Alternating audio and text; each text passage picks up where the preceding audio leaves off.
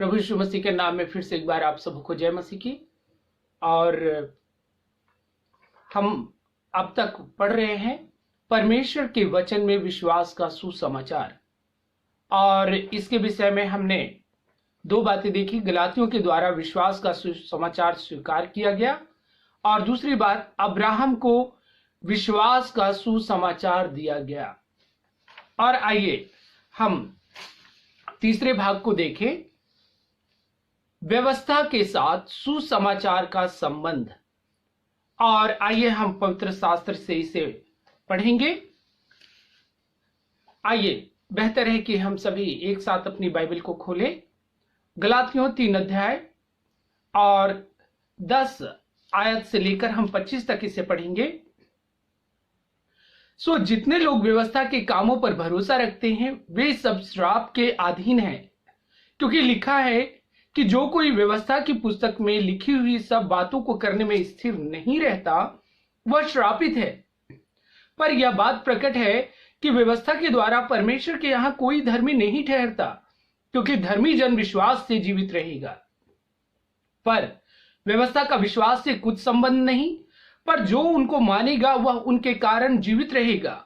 मसीह ने जो हमारे लिए श्रापित बना, हमें मोल लेकर व्यवस्था के श्राप से छुड़ाया, क्योंकि लिखा है जो कोई काट पर लटकाया जाता है वह श्रापित है। यह इसीलिए हुआ कि इब्राहिम की आशीष मसीह यीशु में अन्य जातियों तक पहुंचे और हम विश्वास के द्वारा उस आत्मा को प्राप्त करें जिसकी प्रतिज्ञा हुई है। हे भाइयों, मैं मनुष्य की रीति पर कहता हूं कि मनुष्य की वाचा भी जो पक्की हो जाती है तो ना कोई इसे टालता है और ना उसमें कुछ बढ़ाता है।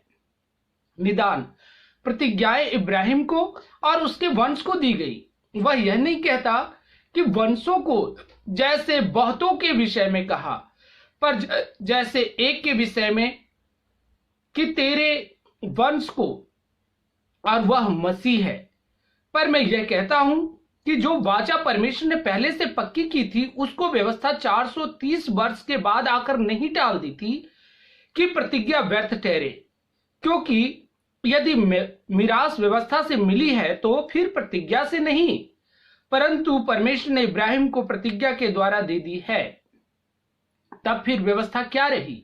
वह तो अपराधों के कारण बाद में दी गई कि उस वंश के आने तक रहे जिसको प्रतिज्ञा दी गई थी, और वह स्वर्गदूतों के द्वारा एक मध्यस्थता के हाथ ठहराई गई। मध्यस्थता तो एक का नहीं होता, परंतु परमेश्वर एक ही है।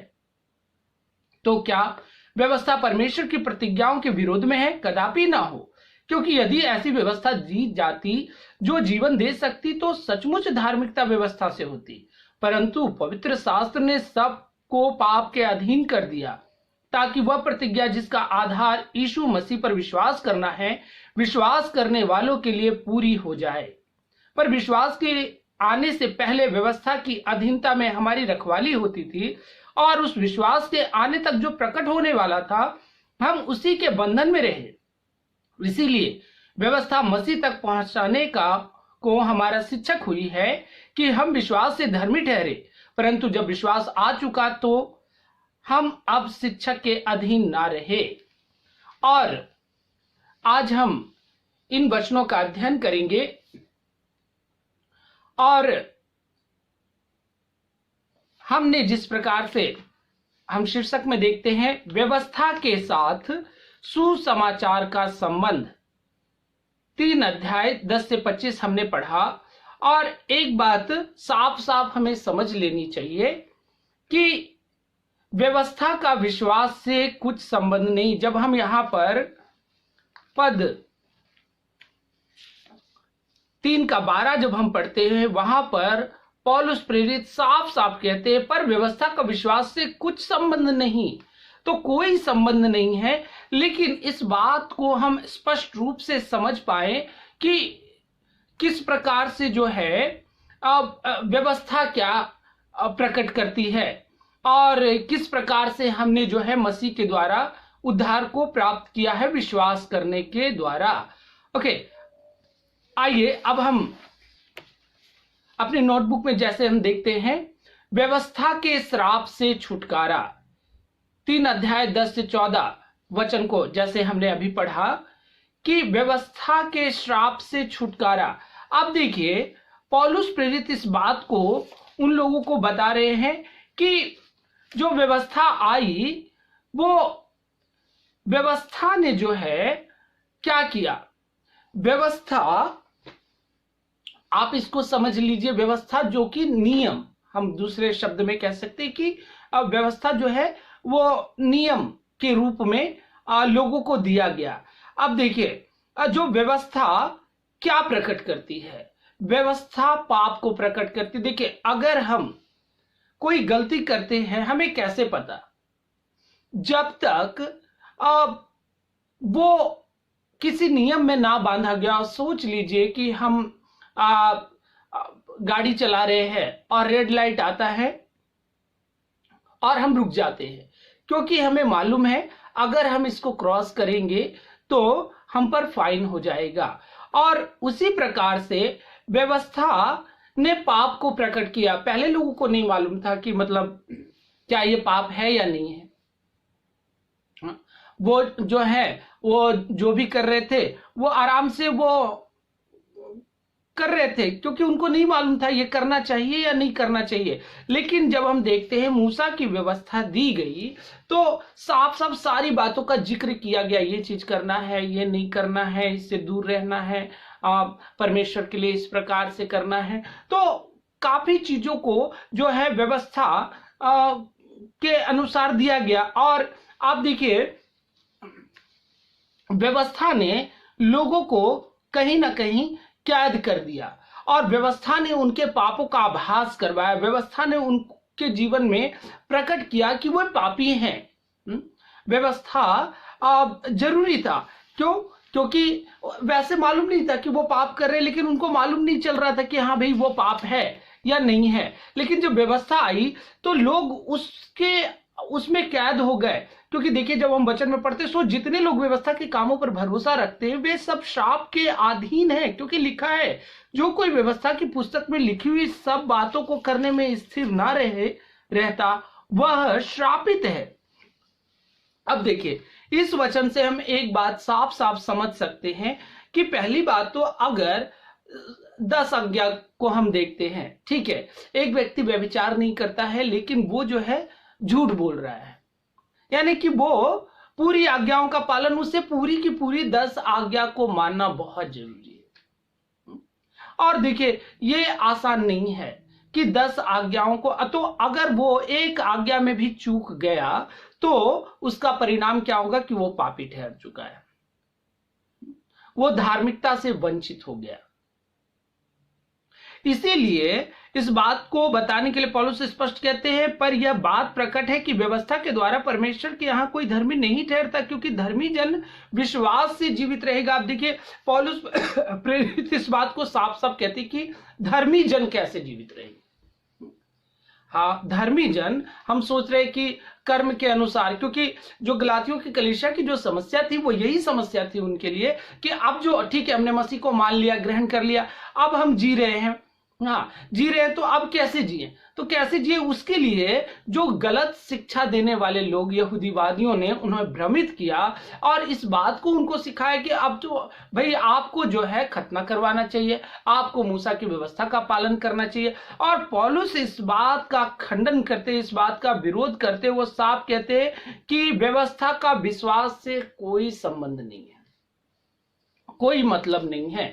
इसीलिए हमें जो है विश्वास केवल और केवल यीशु मसीह पर विश्वास किया, ये हमारे लिए काफी है। आइए हम पहली बात यहां देखते हैं, व्यवस्था के श्राप के अधीन। 3 अध्याय का 10 से 12 में हमने जिस प्रकार से देखा कि जब व्यवस्था आई तो इसने हमें क्या क्या श्राप के अधीन कर दिया। अब ये हमें बताने लगा कि हाँ भाई तुम गलत कर रहे हो। पहले कोई बताने वाला नहीं था, पहले कोई दंड नहीं था। अब उसका देखिए उसमें एक बात और थी, वो केवल बता ही नहीं रहा था वरन उनके परिणाम भी बता रहा था कि हाँ अगर आप ऐसा नहीं करते तो आप दोषी ठहराए गए हैं, आप पापी हो गए हैं। तो कहीं ना कहीं व्यवस्था जो है वो हमें श्राप के अधीन लेकर आ गई। हाँ, व्यवस्था जो है वो अब हमें इस बात की पहचान करवाने लगी है कि पाप ये है। अब कहीं ना कहीं हम जानने लग गए कि हमने ये गलतियां की हैं तो हम तो पापी हैं। हाँ, तो कहीं ना कहीं व्यवस्था जो है वो श्राप के अधीन है। हाँ, इसको हम ऐसे देख सकते हैं कि एक व्यक्ति जो है वो व्यवस्था को मान रहा है। व्यवस्था को मान रहा है, लेकिन पहली बात तो अगर उसने सभी व्यवस्था को नहीं माना तो पापी है। फिर और हम इसमें इस बात इस तरीके से भी समझ सकते हैं कि जब व्यवस्था नहीं थी, इंसान को पता नहीं चल रहा था क्या कर रहा है क्या नहीं कर रहा है, लेकिन जब व्यवस्था आई, नियम आए, तो उनको मालूम हो गया और वो कहीं ना कहीं श्राप के अधीन हो गए। और वो जो है और इसीलिए पौलुस प्रेरित कहते हैं कि कोई भी जो व्यवस्था के कामों के अनुसार धर्मी नहीं ठहर सकता, चाहे कुछ भी कर लो। आइए अब हम प्रश्न 9 को देखें। मान ले कि एक व्यक्ति परमेश्वर के सामने धार्मिकता पाने के लिए व्यवस्था के ऊपर निर्भर रहता है, तो उसे व्यवस्था की कितनी आज्ञा माननी चाहिए। अब देखिए पौलुस प्रेरित साफ साफ यहां पर बता रहे हैं कि देखो जी, अगर कोई व्यक्ति ठीक है ये कोशिश कर रहा है जैसा पुराने नियम में मूसा की व्यवस्था दी गई। हाँ, अब इस बात को भी हमें स्पष्ट तौर से समझ लेना चाहिए कि जो मूसा की व्यवस्था दी गई, पहला कारण तो यही था कि लोग जो है गलत कर रहे हैं उनकी पहचान हो पाए, उन्हें क्या करना चाहिए और क्या नहीं करना चाहिए। और क्योंकि आपको एक बात समझ लेना चाहिए, परमेश्वर धर्मी है, तो वो हमें धर्मी के रूप में ही ग्रहण करते। वो देखिए हम पापी हैं, पापियों को प्रभु ने बुलाया, लेकिन वो धर्मी बनाकर हमें ग्रहण करते, ना कि पाप को ही ग्रहण करते। ऐसा नहीं है, बिल्कुल नहीं है। तो इसीलिए इस बात को पौलुस प्रेरित साफ इस वचन में कहते हैं, परंतु परमेश्वर की जिसने माफ कीजिए, हम यहां पर देखते हैं सो जितने लोग व्यवस्था के कामों पर भरोसा रखते हैं वे सब श्राप के अधीन हैं। पहली बात, क्योंकि लिखा है कि जो कोई व्यवस्था की पुस्तक में लिखी हुई सब बातों को करने में स्थिर नहीं रहता वह श्रापित है। दूसरी बात, तो अब इस बात को साफ साफ समझ लेना चाहिए कि पॉसिबल नहीं है कि हम परमेश्वर जो व्यवस्था में लिखा हुआ है वो सारे कार्यों को सही रूप में कर पाए, और जब कर नहीं पाएंगे हम फेल हो जाते, जब फेल हो गए तो हम पापी ठहरते। तो इसीलिए उसके अनुसार पौलुस प्रेरित साफ इस बात को कहते कि नहीं, उसके अनुसार हम जो है धर्मी नहीं ठहर सकते। और इसीलिए जो है हम यहां पर देखते हैं कि पौलुस प्रेरित प्रश्न 9 का उत्तर गलातियों 3 उसका 10 में हम देखते, सब बातों को मानना पड़ेगा। अगर एक व्यक्ति को धार्मिकता पाना है तो उसको सब बातों को मानना पड़ेगा, नहीं तो वे श्रापित होंगे। व्यवस्था विवरण 27 का 26 में भी आप इस वचन को पढ़ सकते हैं। आइए प्रश्न 2 हम प्रश्न 10 हम देखें। अंत के समय में इस प्रकार के व्यक्ति की स्थिति क्या होगी। अब सोचिए, जो व्यक्ति व्यवस्था को मानता है, जो व्यक्ति व्यवस्था को मानता है, उसके लिए क्या समस्या है। उसके लिए सबसे बड़ी समस्या यह है कि अगर वो ठीक है व्यवस्था को मानकर चल रहा है, लेकिन एक बात में भी अगर वो चूक गया तो वो सब बातों में चूक जाता है, यानी सारी बातों में वो दोषी ठहरता है। तो इसीलिए ये याद रखना चाहिए कि हम व्यवस्था के द्वारा नहीं वरन यीशु मसीह पर विश्वास करने के द्वारा धर्मी ठहराए गए हैं। आप इसके लिए वचन पढ़ सकते होंगे, याकूब 2:10 और व्यवस्था विवरण 27 का 26 को भी आप देख सकते कि अंत के समय में एक बात याद रखना होगा कि यदि वो कोई भी बात में चूक गया है तो सारी बातों में दोषी ठहरेगा। इसीलिए व्यवस्था के अनुसार जीना ये एक खतरनाक बात होगी। इसीलिए व्यवस्था के अनुसार नहीं वरन विश्वास के अनुसार हमें जीना चाहिए। प्रश्न 11, इस संदर्भ में तर्क संगत निष्कर्ष क्या होगा।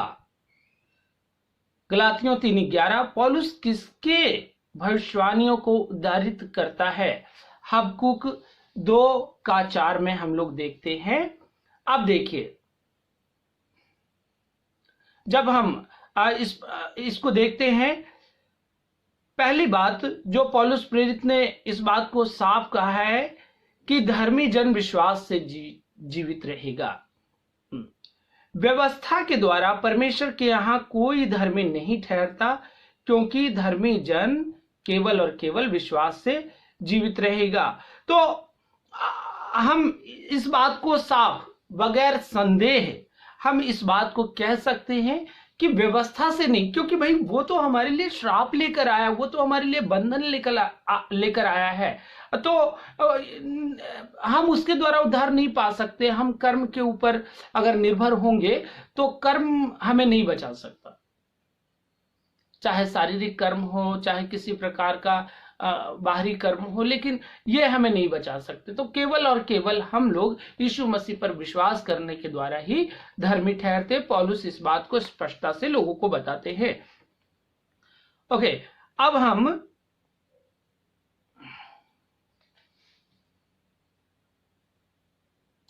और जब हम हबकुक 2:4 को पढ़ते हैं तो वहां पर हम पढ़ सकते हैं कि धर्मी अपने विश्वास से जीवित रहेगा, धर्मी अपने विश्वास से जीवित रहेगा।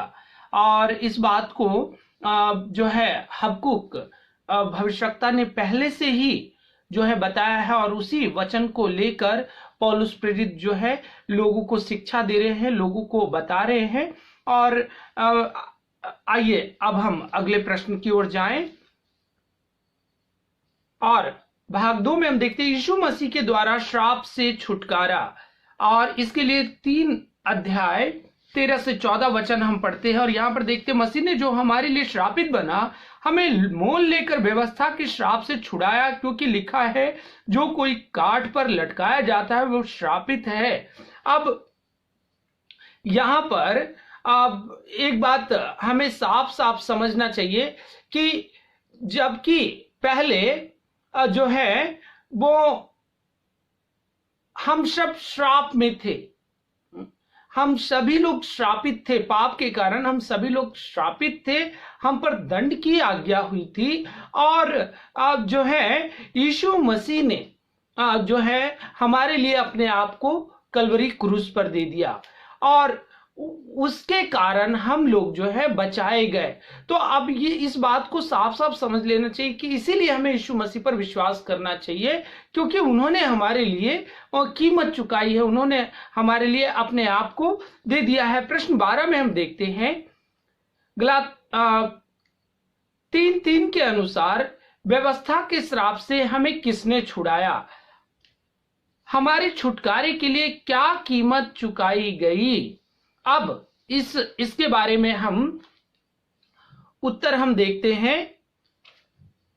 यीशु मसीह ने हमें व्यवस्था के श्राप से छुड़ाया है। और फिर उसके बाद जब आप पत्रस 1:18-19 को आप जब पढ़ेंगे तो पत्रस के अनुसार निर्दोष और निष्कलंक मेमने अर्थात मसीह के बहुमूल्य लहू के द्वारा हमारा छुटकारा हुआ है, हम छुड़ाए गए हैं। प्रश्न 13 को हम देखते हैं। गलातियों 3:13 को दूसरा कुरिन्थियों 5 अध्याय का 21 के साथ तुलना करें। इन दोनों आयतों में मसीह के बारे में आप क्या सच्चाई पाते हैं?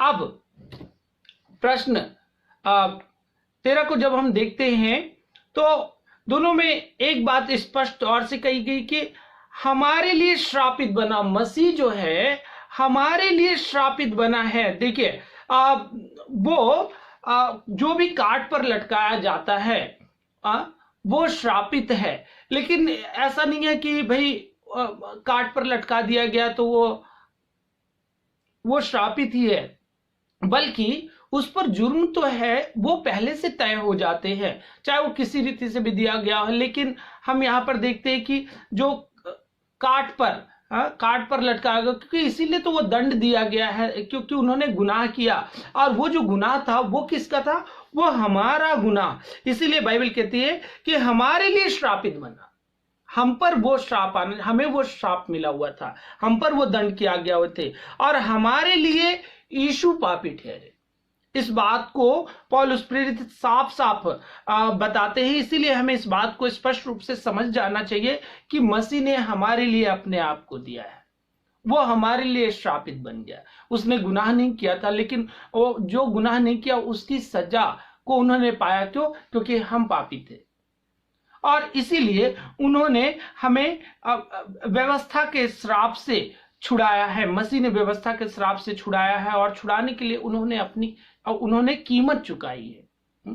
कीमत चुकाई। देखिए, कीमत चुकाने को हम ऐसे समझ सकते हैं कि जब हमने गलती की तो उसका हर्जाना भरना पड़ता है, हर्जाना भरना पड़ता है। और यहां पर परमेश्वर ने भी जो पाप हमने किए, जो गलती हमने की, उसके लिए उन्होंने कीमत इस प्रकार से चुकाई कि अपने आप को ही दे दिया।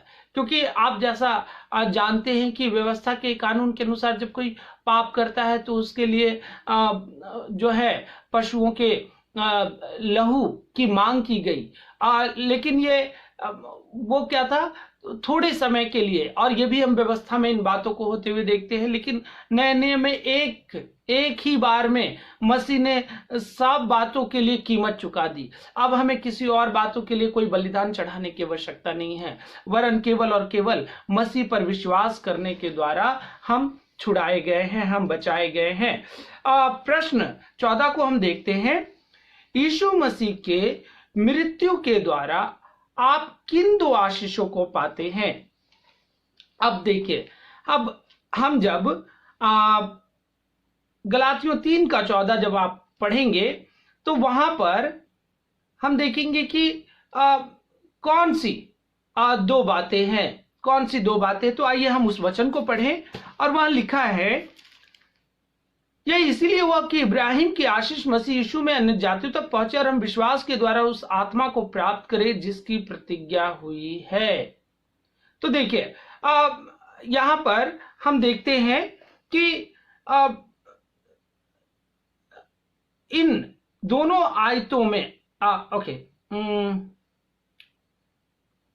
3:14 में हम देखते हैं कि किस प्रकार से मसीह यीशु ने हमारे लिए, यीशु मसीह के मृत्यु के द्वारा हम उन दो आशीषों को प्राप्त करते। देखिए, और यहां पर जिस प्रकार से वचन में लिखा है कि इब्राहिम की आशीष मसीह यीशु में अन्य जातियों तक पहुंचे, और हम विश्वास के द्वारा उस आत्मा को प्राप्त करें जिसकी प्रतिज्ञा हुई है। तो देखिए, विश्वास करने के द्वारा, विश्वास है ना, जो अब्राहम की आशीष थी वो आज हमें भी प्राप्त हो रही है। अब्राहम के द्वारा, मसीह यीशु पर विश्वास करने के द्वारा हमें भी प्राप्त हो रही है, और हमने आत्मा को प्राप्त किया है। तो हम वहां पर समझ सकते हैं कि अब्राहम की आशीष जो है वो हमें प्राप्त होती है। दूसरा, पवित्र आत्मा हमें प्राप्त हुआ है। तो ये दो बातें जो है हमें प्राप्त हुई है। और आइए हम अब अगले प्रश्न की ओर चलें। और यहां पर हम देखते हैं, यीशु मसीह के मृत्यु के द्वारा आप किन दो आशीषों को पाते हैं? ओके, ये हमने कर लिया है। यीशु मसीह के द्वारा किन आशीषों को हम पाते। पहली बात, अब्राहम के समान जो है विश्वास करने के द्वारा अब्राहम की आशीषों में हम शामिल हो गए हैं। और दूसरी बात कि हमने पवित्र आत्मा को पाया है। तो ये दो बातों को हमने देख लिया है। आइए हम दूसरे भाग में देखते हैं। व्यवस्था के द्वारा वायदों को रद्द नहीं किया गया। 3:15 से 18 में हम देखते हैं, हे भाइयों, मैं मनुष्य की रीति पर कहता हूं कि मनुष्य की वाचा भी जो पक्की हो जाती है तो ना कोई इसे टालता है और ना उसमें कुछ बढ़ाता है। निदान प्रतिज्ञाएं इब्राहिम को और उसके वंश को दी गई, वह यह नहीं कहता कि वंशों को जैसे बहुतों के विषय में कहा, पर जैसे एक के विषय में कि तेरे वंश को और वह मसीह है। पर मैं यह कहता हूं कि जो वाचा परमेश्वर ने पहले से पक्की की थी, उसको व्यवस्था 430 वर्ष के बाद आकर नहीं टाल देती कि प्रतिज्ञा व्यर्थ ठहरे। क्योंकि यदि मिरास व्यवस्था से मिली है तो फिर प्रतिज्ञा से नहीं, परंतु परमेश्वर ने इब्राहिम को प्रतिज्ञा के द्वारा दे दी है।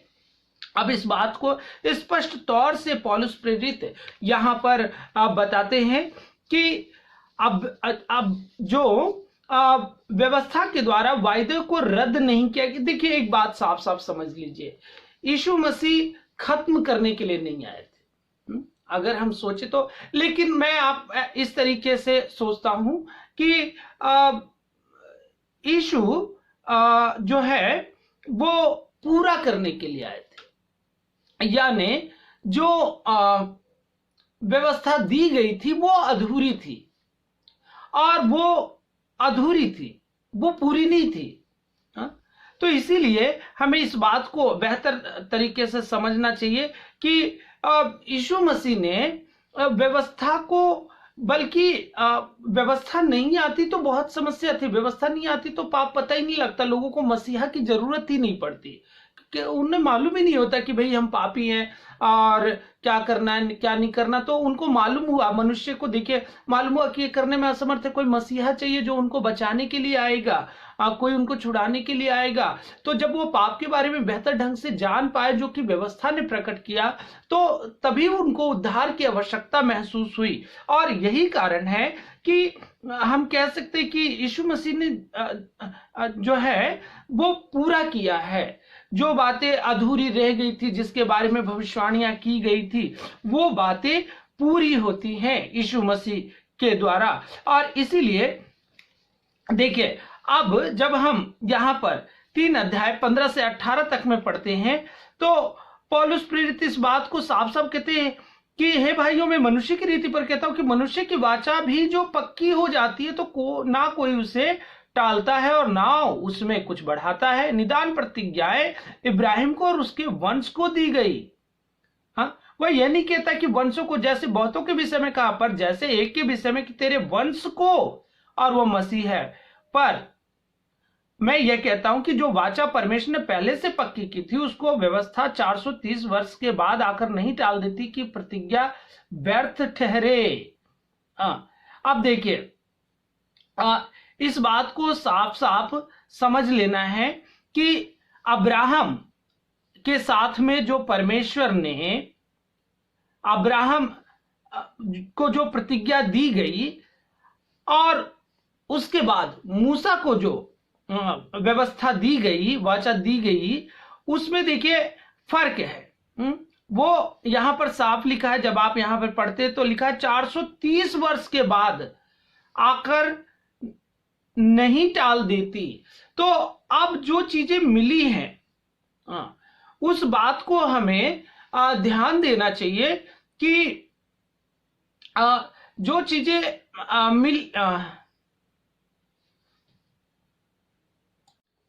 आइए हम प्रश्न 15 को देखें। अब्राहम का वाचा तथा मूसा का वाचा के बीच कितने वर्ष निकल गए? और देखिए, हम बाइबल में भी 3:17 में हम इस बात को पढ़ते हैं। 430 वर्ष जो गैप है इनके बीच में, जो फर्क है, जब अब्राहम को जो है प्रतिज्ञा दी गई है और मूसा को जो व्यवस्था दी गई है, उसमें 430 वर्ष का अंतर है। 430 वर्ष। प्रश्न 16, जब गलातियों 3:15 से 18 को पढ़ें, क्या व्यवस्था अब्राहम को दिए गए वायदे को रद्द कर सकता है? तो अब प्रश्न यह है कि क्या व्यवस्था अब्राहम को दिए गए वायदे, क्योंकि परमेश्वर ने वायदा जो है पहले किया है, और वो वायदा जो है अब्राहम के साथ वो करे, सारी जातियां तुझ में आशीष पाएंगी। और उस दशा में अब्राहम जो कि उन्होंने विश्वास किया, मान लिया, और इसके कारण वो धर्मी ठहराए गए। और एक बात याद रखना, नहीं उस चीज को जो परमेश्वर ने अब्राहम के साथ जो वायदा किया था उसको नहीं टाला जा सकता। यिर्मयाह 34 का 18 से 19 में भी जब आप पढ़ेंगे तो जो कोई वाचा को भंग करे वो 2 भाग में किया जाएगा, और इस प्रकार से वचन कहता है, तो उसको भंग नहीं किया जा सकता। और इसीलिए जो है प्रेरित पौलुस इस बात को बता रहे हैं कि जो है वो व्यवस्था जो है 430 वर्ष बाद आकर जो है वो प्रतिज्ञा को जो अब्राहम के साथ की गई थी उसको नहीं टाल सकती। तो हम इस बात को स्पष्ट रूप से समझ सकते हैं। प्रश्न 17 हम देखते हैं। उत्पत्ति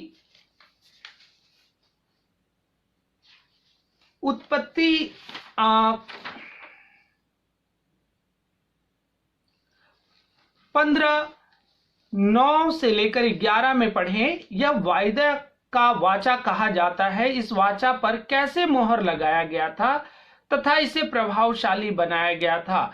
अब देखिए, इस बात को जब हम लोग वचन में देखते हैं तो हमें मालूम होता है कि पौलुस प्रेरित 3:16 में वो बता रहे, निदान प्रतिज्ञा इब्राहिम को और उसके वंश को दी गई।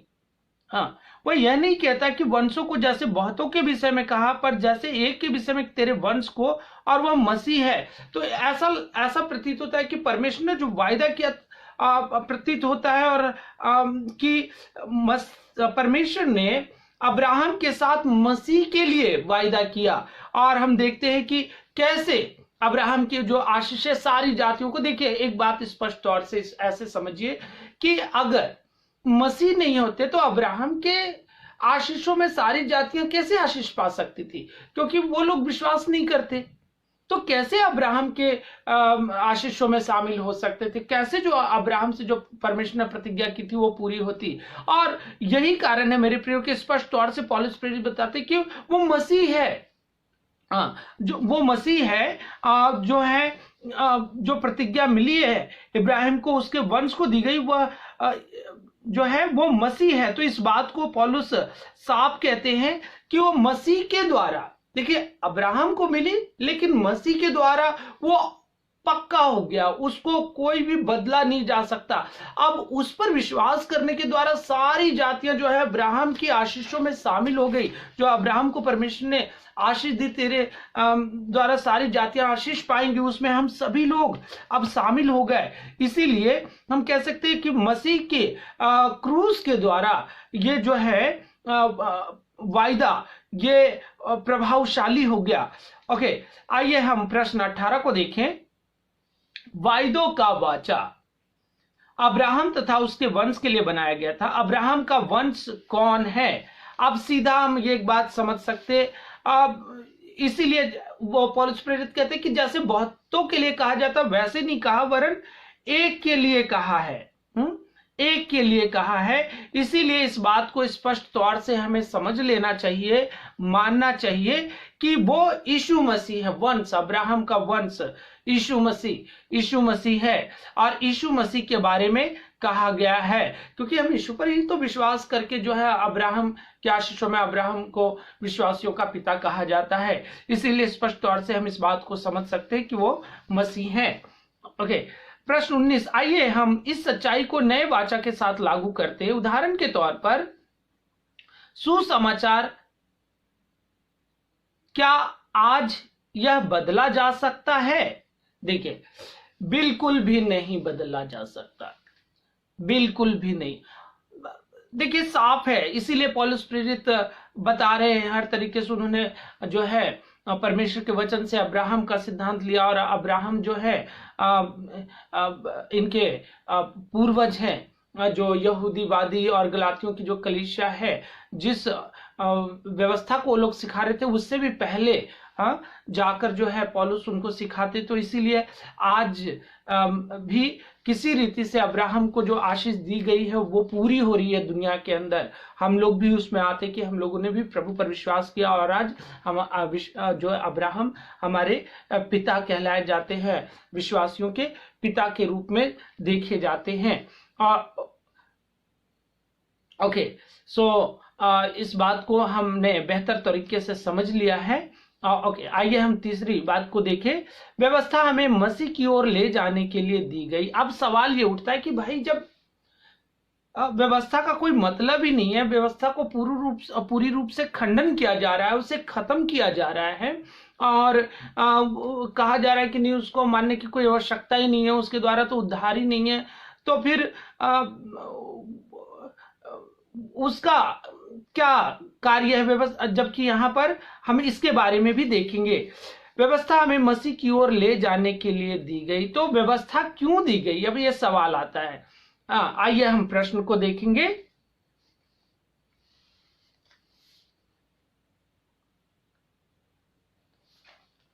प्रश्न 20, गलातियों 3:19 हमें बताता है कि व्यवस्था क्यों दी गई थी तथा यह इसके समय सीमा को बताता है, इनका वर्णन करे। अब देखिए, हम इसको बहुत ही आसान भाषा में समझेंगे। व्यवस्था क्यों दी गई, देखिए जैसा कि मैंने पहले बताया कि अगर व्यवस्था नहीं आती तो हमें नहीं मालूम होता कि हम क्या कर रहे हैं, ये पाप है या नहीं है। देखिए जब नियम बन गए ना, नियम बन गए, मैं सोचता हूं पहले सड़कें आई होंगी तो उसके बाद में लोगों ने देखा होगा कि भाई यहाँ पर इतनी भीड़ हो रही है तो यहाँ पर रेड लाइट आज भी है। जब हम गांव में जाते तो वहां पर रेड लाइट नहीं मिलते, क्यों? क्योंकि वहां पर आवश्यकता नहीं है, इतनी भीड़ भाड़ नहीं, इतनी समस्या नहीं है। लेकिन जब समस्या उत्पन्न होने लगती है, क्योंकि मनुष्य पाप तो कर रहे थे लेकिन उनको ये जानकारी नहीं थी, उनको कोई सिद्धांत नियम और कुछ नहीं था। तो अब यहां पर हम लोग इस बात को साफ साफ देखते हैं कि हमें पता चलता है कि हाँ भाई, अब जो है हमें जब रेड लाइट हो तो अब हमें क्या करना चाहिए, रुक जाना चाहिए। ग्रीन सिग्नल हो तो हमें आगे चल देना चाहिए। तो इसीलिए अब इसको हम जो पौलुस प्रेरित ये बताते यहाँ पर 3:19 में, तब फिर व्यवस्था क्या रही, वह तो अपराधों के कारण बाद में दी गई। अब इस बात को पौलुस प्रेरित कहते कि तो बाद में मिला है भाई, पहले नहीं था। जब विश्वास करके अब्राहम ने उद्धार को पाया, वो धर्मी ठहराया गया, तो उस समय नहीं थी व्यवस्था, वह तो अपराधों के कारण बाद में दी गई है कि उसके वंश के आने तक रहे। कब तक रहे उसका वंश? किसका वंश? अब्राहम का वंश। कौन? मसीह यीशु। तो तब तक यह व्यवस्था, क्योंकि तब तक जब सोच लीजिए, कई बार देखा होगा आपने कि जब क्लास में टीचर नहीं आते तो मॉनिटर को कह दिया जाता भाई तुम संभालो, लेकिन वो टीचर नहीं है, लेकिन टीचर की भूमिका में है, लेकिन वो मेन टीचर नहीं है, तो तब तक संभालो, टीचर आएंगे तो संभाल लेंगे। तो अब यहां पर भी हम देखते हैं जिसको प्रतिज्ञा दी गई थी कि उस वंश के आने तक रहे, जिसको प्रतिज्ञा दी गई थी, तो साफ साफ इस बात को समझ लेना है कि वो उतने समय तक संभालने के लिए। लेकिन जैसे पिछले भाग में हमने सीखा कि व्यवस्था तो भाई आना, वो उसने तो पहचान करवाई तो जरूरी भी था, ऐसा नहीं है कि बिल्कुल जरूरी नहीं था, लेकिन अब उसकी आवश्यकता नहीं था, लेकिन है नहीं, रहेगा नहीं। तो साफ साफ इस बात को पौलुस प्रेरित बता रहे कि नहीं, अब इसकी आवश्यकता नहीं है। लेकिन वो जो अपराधों के कारण उसकी जरूरत भी नहीं पड़ती, अगर लोग अपराध ही ना करते, पापी ना होते, तो उसकी आवश्यकता ही नहीं पड़ती। लेकिन वो तो अपराधों के कारण बाद में दी गई है, जिसकी प्रतिज्ञा दी गई थी, और वह स्वर्गदूतों के द्वारा एक मध्यस्थ के हाथ ठहराई गई। तो कहने का तात्पर्य यही है कि हम इस बात को स्पष्ट तौर से और साफ साफ अच्छी तरीके से समझ सकते हैं कि उसका समय सीमा कब तक था? जब तक मसीह नहीं आया। मसीह आ गया, अब उसका कोई जरूरत नहीं है, हमें व्यवस्था को नहीं, हमें यीशु मसीह को मानने की जरूरत है, हमें यीशु पर विश्वास करने की जरूरत है, उसके द्वारा हम उद्धार को पाते हैं। ओके, अब प्रश्न 21, 19वीं आयत में मध्यस्थ कौन था? एक मध्यस्थ का कार्य क्या होता है? आप देखिए, एक सवाल आता है वहां पर कि मध्यस्थ कौन था। तो स्वर्गदूत, मूसा को जो व्यवस्था मिली वो स्वर्गदूतों के द्वारा ठहराई गई, और वो किस लिए? पाप के अधीन करने के लिए। परमेश्वर की ओर से था, परमेश्वर ने नियोजित किया, लेकिन वो जो है मध्यस्थ, हम कह सकते हैं स्वर्गदूत और मूसा के द्वारा जो व्यवस्था, तो मध्यस्थ बीच में डायरेक्ट नहीं मिला है, डायरेक्ट नहीं मिला है वहां पर। तो हम कह सकते कि उसने हमें क्या किया, उसका कार्य क्या था? व्यवस्था आई तो उस क्या था? पाप के अधीन कर देना। अब भाई पाप, अब सब पापी है, क्योंकि अब मालूम हो गया ये चीज, पहले नहीं मालूम था लेकिन अब मालूम हो गया, तो व्यवस्था ने तो पाप के अधीन में कर दिया है। ओके, तो उसका कार्य ये है कि भाई पाप के अधीन, वो दंड को लेकर आएगा, अगर ये काम तुम गलत करोगे तो ऐसा होगा, ये होगा, बहुत सारी बातों को।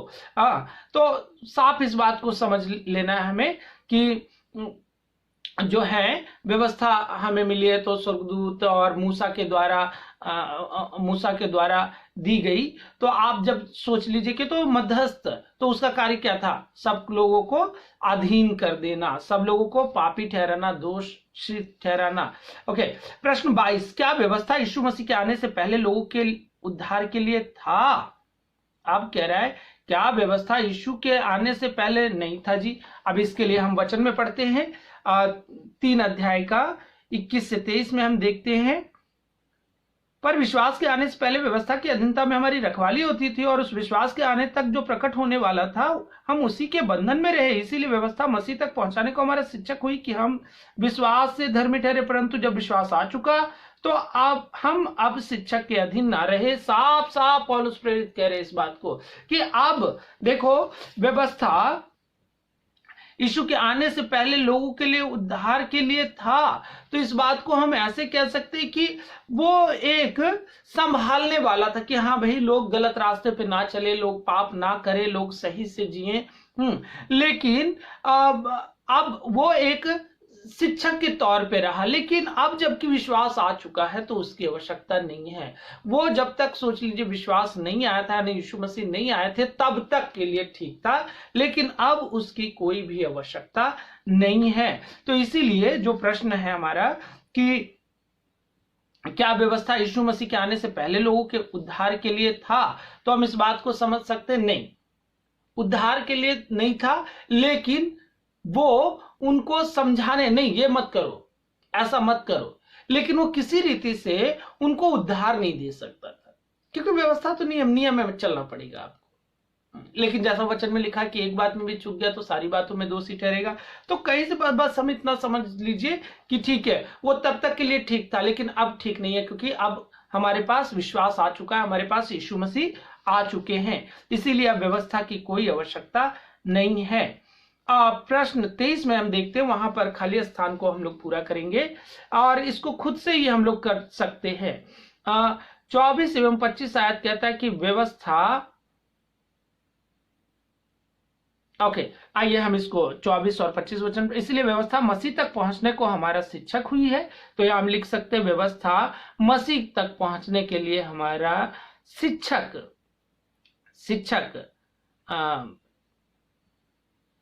ठहरी है। हम अब देखिए वचन कहता है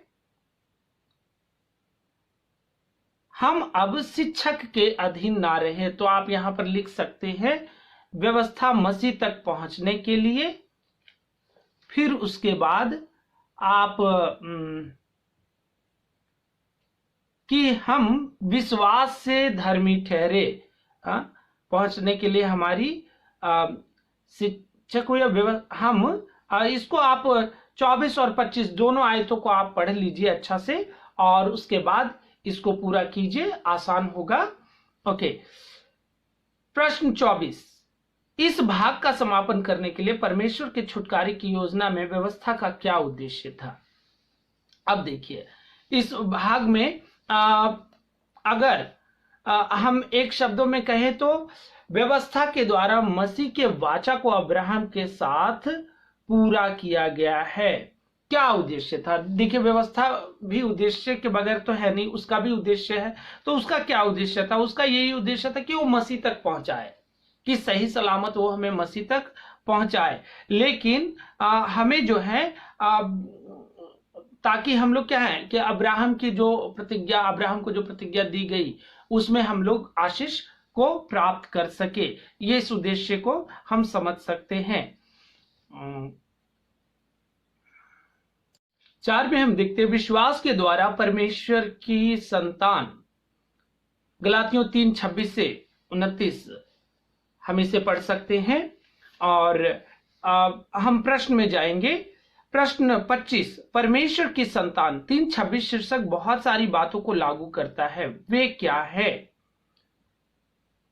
जो अब देखिए इसमें बहुत सारी बातें आएंगी। कुछ बात जैसे जो मसीह पर विश्वास करता है, यूहन्ना 1:12 के अनुसार हम इसको देख सकते हैं कि परमेश्वर की संतान, तो परमेश्वर की संतान जो है ये शीर्षक बहुत सारी बातों को लागू करता है। कौन लोग प्रभु के बच्चे हो सकते हैं? वे जो मसीह पर विश्वास करते हैं। प्रश्न 26 हम देखते हैं, एक व्यक्ति कैसे परमेश्वर की संतान बन जाता है, यह कैसे बपतिस्मा से संबंधित है। अब देखिए 3:27 वचन क्या कहता है कि वहां पर जब हम लोग पढ़ते हैं तो वहां पर हम देखेंगे 27 वचन, और तुम में से जितनों ने मसीह में बपतिस्मा लिया उन्होंने मसीह को पहन लिया। तो इस बात को हम यहां से साफ साफ समझ सकते हैं, विश्वास करने के द्वारा मसीह में बपतिस्मा तथा तो उन लोगों ने क्या किया, मसीह को पहन लिया। और इस बात को, और हमने जो है बपतिस्मा क्या है, मारे जाने, गाड़े जाने और जी उठने में हम मसीह के साथ शामिल हो गए। और इस बात को हम यहां से समझ सकते हैं। प्रश्न 27 पद, और परमेश्वर की संतान होने में क्या कोई बाधा है? 3:28 वहां पर हम देखते हैं, अब ना कोई यहूदी रहा, अब कोई बाधा नहीं है, अब ना कोई यहूदी रहा, ना यूनानी, ना कोई दास, ना स्वतंत्र, ना कोई नर, ना नारी, क्योंकि तुम सब मसीह यीशु में एक हो। अब जो यहूदीवादियों लोग जो अलग अलग अन्य जातियों को अलग ठहरा रहे थे, यहूदियों को अलग ठहरा रहे थे, अब ये साफ साफ पौलुस प्रेरित कह रहे कि अब तुम में से कोई भी यहूदी नहीं रहा, ना यूनानी, ना कोई दास, ना स्वतंत्र, ना कोई नर नारी, क्योंकि तुम सब मसीह यीशु में एक हो। तो यहाँ पर हम साफ समझ सकते हैं अच्छी रीति से कि अब कोई बाधा नहीं है, अब कोई ऊंच नीच नहीं है, कोई भेदभाव नहीं है। 28, यदि हम मसीह के हैं तो अब्राहम हमारे क्या हैं, कैसे? अब सीधा इसको हमने अच्छी रीति से पढ़ लिया है कि